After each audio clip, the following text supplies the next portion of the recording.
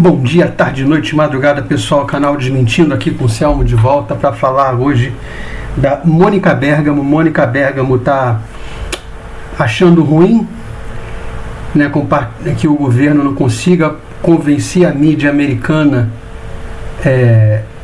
de que a justiça brasileira está defendendo a democracia, de que tudo está sendo feito aqui em defesa da democracia, né, que o Brasil está só aplicando as leis de maneira completamente normal e correta a bandidos, a pessoas perigosas, que tentaram um golpe de Estado, etc. Então, esse trio aqui que a gente já viu algumas vezes de pessoas, né, de caráter duvidoso, vai falar com a Mônica Bergamo.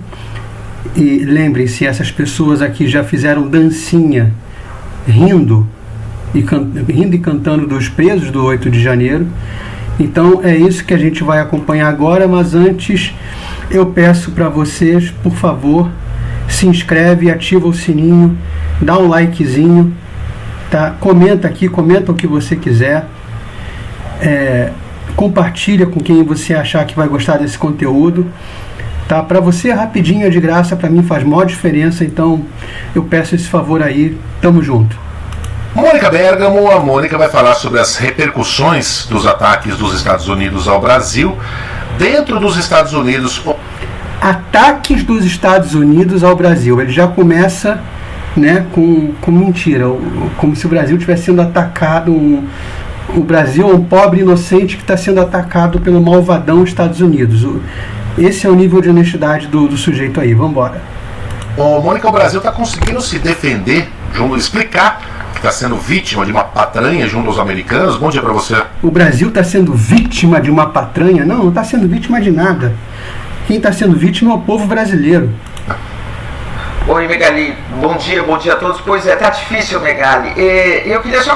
Tá difícil, é como se eles estivessem do lado certo das coisas, como se eles estivessem defendendo a normalidade de uma nação que somente está aplicando a lei. Um contexto aqui, que é o seguinte: esse diálogo que o Lula teve com o líder da China, o Xi Jinping, que está aí divulgado, está em todas as manchetes, né? Faz parte do roteiro que o Lula traçou, que ele relatou que faria, né? Ele fez esse relato aos ministros do Supremo Tribunal Federal. A gente falou sobre isso aqui quando o Lula se reuniu com os ministros do Supremo no Palácio da Alvorada, e ele disse que seguiria buscando alternativas para o Brasil, que no encontro para tratar dessa crise com o Trump, alternativas ao Brasil, ou seja, enfiar ainda mais o Brasil nesse eixo China-Rússia. Essa é a alternativa que o Lula busca para o Brasil. O ânimo dos magistrados, dizendo que defenderia o país, que o país hoje tem mais força do que antes, graças à diversificação das suas relações internacionais, graças ao fato de ter deixado de amarrar os seus interesses, ou melhor, de submeter os seus interesses exclusivamente aos interesses americanos, né? Agora, respondendo a tua pergunta, Megali, uma coisa que segue preocupando bastante tanto magistrados do Supremo quanto integrantes do governo é a dificuldade que o governo e que os empresários brasileiros que têm interesse lá estão tendo de defender suas opiniões nos Estados Unidos, o nosso ponto de vista, de ter influência na opinião pública norte-americana, de publicar artigos, de dar entrevistas, né? Foi feita uma comparação, para mim, inclusive, uma autoridade fez uma comparação do tempo em que o Lula estava preso, né? Você se lembra, né, Megali, que volta... Eu lembro, o Lula deu entrevista para quem ele quis, ele teve uma cela bem confortável, ele tinha esteira dentro da cela, tinha TV a cabo, tinha tudo o que ele queria, tinha, enfim... Primeiro saiu artigo no New York Times, saiu artigo de intelectuais criticando o Supremo, criticando o Sérgio Moro, abaixo-assinado... Repara, saiu artigo de intelectuais criticando o Supremo, Sérgio Moro. E agora esses mesmos intelectuais têm a obrigação de estar de novo do lado que a Mônica Bergamo defende. Reparem, quando o Lula estava preso, o certo era criticar o Sérgio Moro. Agora que é o Bolsonaro que está preso, que está ali na domiciliar, essas mesmas pessoas têm a obrigação de novo de se colocar do lado que o Lula está. É isso que ela está dizendo aqui. Existe uma mobilização muito grande internacional para defender o Lula, para criticar aquela prisão. Ou seja, a mobilização internacional tem que ser a favor de defender agora o Alexandre de Moraes. É isso que ela não aceita, que a mobilização internacional não esteja do lado do Alexandre de Moraes. Isso, com exceção da entrevista do próprio presidente Lula ao New York Times, né, o que abundam na mídia americana são textos e mais textos contra o ministro Alexandre de Moraes, né, do Supremo Tribunal Federal, como se ele fosse um ditador comandando o Brasil. Como se ele fosse... Não, ele é. Ele é, Mônica, ele é, e você sabe que ele é. Eu vou mostrar uma coisinha aqui. Olha só. Esse aqui é um youtuber, não sei se ele é inglês ou se ele é americano, chamado Tom Scott. Então ele fez esse vídeo aqui de 12 minutos dizendo por que votação eletrônica ainda é uma ideia ruim. Tá, beleza? Ele fez esse vídeo aqui em 2019, portanto após a eleição de Jair Bolsonaro. E outra coisa, ele não fez esse vídeo para o público brasileiro. Não fez. E tem aqui, ó, vocês estão vendo, tem aqui um aviso que o YouTube pôs da Justiça Eleitoral, dizendo que o sistema eletrônico brasileiro permite o exercício da cidadania com maior segurança. A urna foi desenvolvida para computar votos de forma segura e sigilosa, atendendo à demanda. Ou seja, não se pode falar das urnas eletrônicas, nem mesmo fora do Brasil. É isso que a Mônica Bergamo está chamando de democracia. Aí vem esse aviso aqui, urna eletrônica, insegurança do processo eleitoral, ou seja, num vídeo de um cara, aqui tem reportagem da Gazeta do Povo, canal inglês, que classifica urnas eletrônicas com uma ideia. Aí o que você vai ver que o YouTube assumiu para ele essa etiqueta aqui, de que não foi a Justiça Eleitoral, que foi iniciativa deles. Tá bom. Né? Então o YouTube puxou para si a responsabilidade. Legal. Se a gente vivesse num regime autoritário, sem que um outro ponto de vista seja contemplado, sem que o governo consiga defender o ministro, sem que o Supremo consiga defender o ministro, sem que haja uma defesa da democracia brasileira. Como é que você chama de democracia brasileira, Mônica Bergamo? Depois, o estado de coisas que foi revelado primeiro pelo Glenn Greenwald, junto com o Fábio Serpião, depois agora pelo Eli Vieira, o Michael Schellenberg e o David Agape, o tipo de coisa que foi mostrado por eles, de juízes prendendo pessoas por posts de 2018, pessoas sendo mantidas na cadeia enquanto Alexandre de Moraes verificava as redes sociais dessas pessoas, o juiz sendo mandado usar a criatividade para ver se acha alguma coisa contra a revista Oeste. Isso tudo está documentado, pessoas sendo presas sem julgamento. O caso absurdo do Daniel Silveira, que inventaram um flagrante perpétuo para prendê-lo por 8 anos por conta de um vídeo. A prisão do Felipe Martins, que foi decretada com base em informação falsa, em falsificação de registro, e você está chamando isso tudo de democracia? Sem que se consiga levar ao ponto de vista, os fatos de que o ministro Alexandre, por mais que se possa criticar os seus atos, e ele é muito criticado, inclusive aqui dentro do Brasil, inclusive dentro do próprio Supremo, mas ele é um ministro indicado numa democracia, um juiz que tem autonomia, que pode dar as decisões que quer, tem legitimidade para isso, tem uma... Autonomia? Não, você não tem autonomia nenhuma para violar a Constituição. Você não tem autonomia para dizer que um artigo do regimento interno do Supremo Tribunal Federal pode embasar a abertura de um inquérito pela figura do juiz, porque o ministro do Supremo Tribunal Federal é um juiz, para sair perseguindo pessoas arbitrariamente, como está demonstrado pelos jornalistas que eu já citei, Glenn Greenwald, Schellenberg, Eli Vieira, David Agap, Fábio Serpião. Mandato para isso, e essas decisões podem ser revistas por um colegiado, ou seja, não existe absolutamente nenhum paralelo com nenhuma ditadura. Podem ser revistas por um colegiado.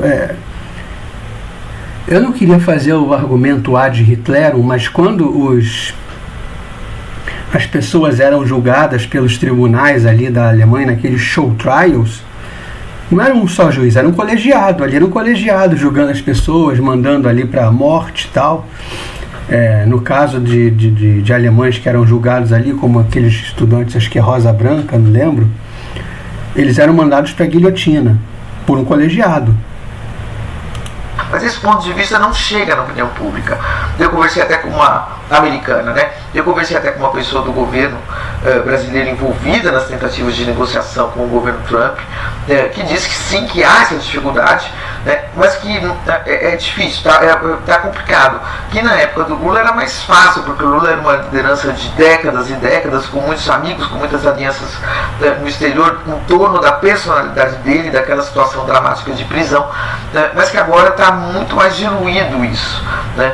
Então há essa dificuldade e essa preocupação, Megali, de uma falta de espaço para um outro ponto de vista sobre o Brasil também ser divulgado lá. Como fazer isso?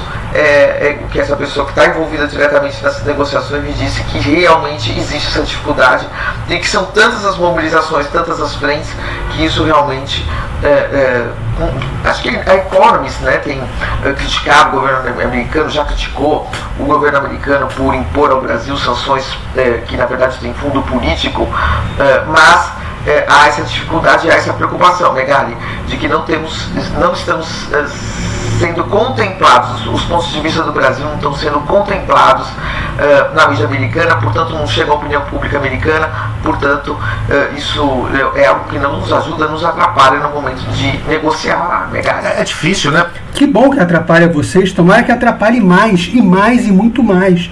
Obrigado, Eduardo Bolsonaro, porque você está atrapalhando essa gente nojenta. Obrigado. De negociar não, de não negociar, porque não está tendo negociação. Não está tendo nada, né? Mas de pelo menos atrair para si a opinião pública, que é importante. Mas é difícil, né? Porque esse é um assunto, vamos combinar, os americanos usam um termo lá, um assunto que não é sexy, né? Não é aquela coisa que puxa os seus olhos, né? Os caras estão lá com o assunto Jeffrey Epstein. Mas GLO, o equivalente a GLO em Washington DC, enfim, os mandos e desmandos lá de Donald Trump, as loucuras do J.D. Vance, quer dizer, o que não falta é uma tosquela ali para... Assim, então são todos loucos, assim, são todos desvairados. A população americana votou massivamente num sujeito desvairado. O Megali que sabe o que é melhor para os Estados Unidos. Esse cara, ele é uma mistura de patético com maligno, entendeu? É nojento. Para criar fato, cortinas de fumaça, né? Muitas vezes, que são assuntos bastante atraentes. E no plano internacional tem Gaza, tem Ucrânia, tem muita coisa ali, né? Então, mas, pô, o Trump está brigando com todos os países do mundo, né? Mas até a China.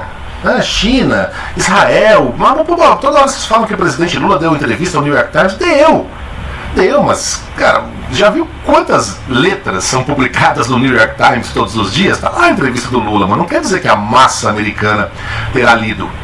A Economist publicou uma matéria, mas... Ou seja, a massa americana devia ter lido a entrevista do Lula.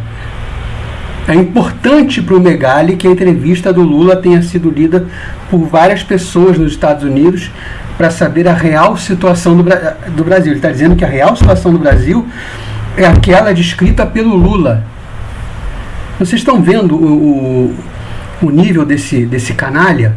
Quantas pessoas leem a Economist? Quantas pessoas leem 100% da Economist? Ou seja, a Economist, essa revista seríssima. A Cristiane Amanpour, que é a jornalista número 1 da CNN para assuntos internacionais, fez uma entrevista com o Lula, mas aquilo é publicado na CNN internacional e não na CNN americana, então não é que o assunto não esteja lá, ele só não chega à classe média e à opinião pública do americano médio. Daqui a pouquinho a gente pode questionar o Killing a respeito do assunto, mas de fato, o Barão fala muito isso, né? Você não encontra o assunto Brasil aqui, até porque tem tanta coisa acontecendo no país nesse instante, é um momento tão particular dos Estados Unidos, que por mais que seja uma injustiça contra o Brasil... Uma injustiça contra o Brasil. Olha o que este canalha está dizendo. Uma injustiça contra o Brasil. Não tem nenhuma injustiça não, Megali. Tem nenhuma injustiça não. Você que está fingindo que a Vaza Toga 2 não existe, você que está esquecendo convenientemente a Vaza Toga 1 que o Glenn Greenwald e o Fábio Serpião fizeram, você que está esquecendo convenientemente da injustiça de diversas prisões que se fizeram a pessoas idosas, pessoas doentes e pessoas que precisam de tratamento médico, pessoas que morreram na prisão. Você está esquecendo do Clesão, convenientemente, e aí fala de injustiça contra o Brasil. Não tem injustiça nenhuma, canalha.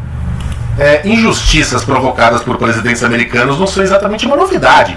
E essa é uma que, sei lá, vai aumentar o preço do café nos Estados Unidos, não é um hecatombe. Diga lá, Mônica.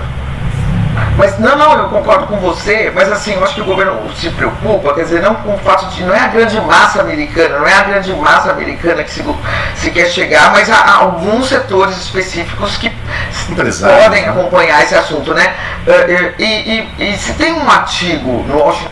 Ou seja, eles querem chegar na elite progressista americana, a esquerda americana, mas a esquerda americana está lá ocupada com outras coisas, com outros problemas, não vai criar um movimento pró-Alexandre de Moraes. E mesmo para os padrões deles, eu desconfio que mesmo para os padrões deles, você falar que tem sido bloqueadas contas de deputados e senadores e pessoas desse tipo, sem uma justificativa, por meio de ordens secretas, como foi o caso da Rumble, que o Alexandre de Moraes mandou secretamente bloquear contas de perfis de cidadãos americanos como Rodrigo Constantino e Alan dos Santos. Esse tipo de coisa, eles não vão brigar por isso, né? Então, assim, foi mostrado já pelo Elon Musk, acho até que pelo Mark Zuckerberg no momento posterior, e pelo dono da Rumble, que eles receberam informações secretas, ordens secretas para derrubar perfis. Isso já foi demonstrado. Então esses arquivos foram mostrados. Então a Mônica quer uma defesa disso, de um juiz que emite uma ordem secreta: olha, derruba a conta desse deputado aqui, mas não diz para ele que foi ordem do Supremo Tribunal Federal. Isso foi mostrado. Podem procurar aí acho que isso foi até o Twitter Files procurem aí Twitter Files do Eli Vieira, do David Agap e do Michael Schellenberg. Um post como teve ontem, falando que o Alexandre de Moraes é um ditador, um autoritário, já não me lembro mais os termos. Por que não ter um outro artigo com um outro ponto de vista para aquele público que foi atingido por aquele artigo? É mais ou menos isso, né? Ficar sem defesa nenhuma que é considerado algo negativo, mas é porque está difícil. Está difícil até falar com o governo americano, né? O Megalici, você vê ontem, a Folha de São Paulo divulgou que na entrevista com o seu equivalente nos Estados Unidos, o Haddad tinha recebido até um link para o Zoom, né, da reunião, e na hora H ela foi interrompida, não, ela nem começou, mas já estava tudo marcado. Então, assim, realmente há uma determinação de cortar qualquer diálogo com o Brasil. Então há essa dificuldade, essa grande dificuldade, mas é isso, há um sentimento entre autoridades brasileiras de que as críticas que têm espaço lá e que interessam talvez para poucas pessoas, mas que podem ser pessoas influentes, não estão chegando a outro ponto de vista. Enfim, mas é algo que você não consegue nem marcar reunião, né, o Megalici, o governo Que bom, né? americano, se os Estados Unidos estão cortando tudo do Brasil, isolando o Brasil lá, é difícil também conseguir um espaço de defesa, ainda que pequeno, ainda que interesse a poucas pessoas. Mônica Bergamo. É lamentável, né? Agora eu vou mostrar uma reportagem do New York Times. Eu traduzi um trecho aqui, tá? Mas a reportagem, para quem quiser ver, faz um cadastro lá de graça que você consegue ver alguns artigos, alguns poucos, e aí você vê essa reportagem. O Brasil mantém, né, a coleira curta, rédea curta nas Big Techs, as tarifas do Trump podem mudar isso. Tá, então tem esse artigo aqui, e ao longo desse artigo aqui, não aparece artigo, a repórter que escreveu a matéria fala aqui o seguinte: depois que Bolsonaro perdeu por pouco a votação de 2022, milhares de seus apoiadores invadiram o prédio do governo, exigindo que os militares anulassem o resultado. Não exigiram muito. Tá. O ministro Moraes ordenou que as redes sociais bloqueassem dezenas de contas proeminentes que questionavam a eleição. Explica para um americano que questionar a eleição faz a sua conta numa rede social ser bloqueada judicialmente. Ou que simpatizavam com os desordeiros, incluindo algumas contas pertencentes a parlamentares federais. De novo, explica para um americano que você apoiar um determinado grupo, ainda que de desordeiros, faz com que a sua conta seja bloqueada em rede social e que isso seja a base para bloquear a conta de deputados. Tá? Explica isso para o americano, que é um país que a liberdade de expressão é tão absoluta que até mesmo uma manifestação a favor das piores ideologias lá é permitida. Lá você tem liberdade para defender o impensável. Aqui você questiona a votação, a justiça já te investiga, já bloqueia suas contas. Quando Elon Musk ignorou pedidos judiciais ano passado para remover contas do X, o ministro Moraes bloqueou a plataforma no Brasil e ameaçou multar usuários que burlassem seu banimento. De novo, isso aqui, para um cidadão americano comum, é impensável. No Brasil, onde as memórias da ditadura militar ainda perduram, muitos elogiaram o ministro Moraes por enfrentar poderosas empresas de tecnologia, mas outros o acusaram de ir longe demais. Ele prendeu pessoas sem julgamento por ameaças que fizeram online, bloqueou meios de comunicação de postar conteúdo crítico aos políticos e ordenou a remoção de contas populares de mídia social, enquanto se recusava a explicar como elas ameaçavam a democracia. Tem alguma mentira aqui? Tem alguma mentira nisso aqui? Prendeu pessoas sem julgamento, foi ver se a rede social das pessoas antes de pensar se soltava ou não, manteve mulheres presas para depois anunciar a liberdade delas no Dia da Mulher como se fosse um grande feito, emitiu ordens secretas contra redes sociais para bloquear perfis de tais e quais pessoas, série de coisas assim absurdas, completamente absurdas. Então você pega os Twitter Files, a chamada vaza-toga do Glenn Greenwald e do Fábio Serpião, e a vaza-toga 2, que vem do Schellenberg, do David Agape e do Eli Vieira, que também são responsáveis pelo Twitter Files. Junta tudo isso e me diz, é uma democracia? Eu vou ficando por aqui, vocês na próxima estejam comigo, por favor, agradeço a quem esteve até aqui, até agora, e por favor, dá essa força aqui, então, curtir, se inscrever, ativar o sininho, compartilhar com quem você acha que vai gostar desse conteúdo e comenta bastante aí, participa bastante do debate, fala o que você quiser, eu vou sempre responder todo mundo. Tamo junto, até a próxima.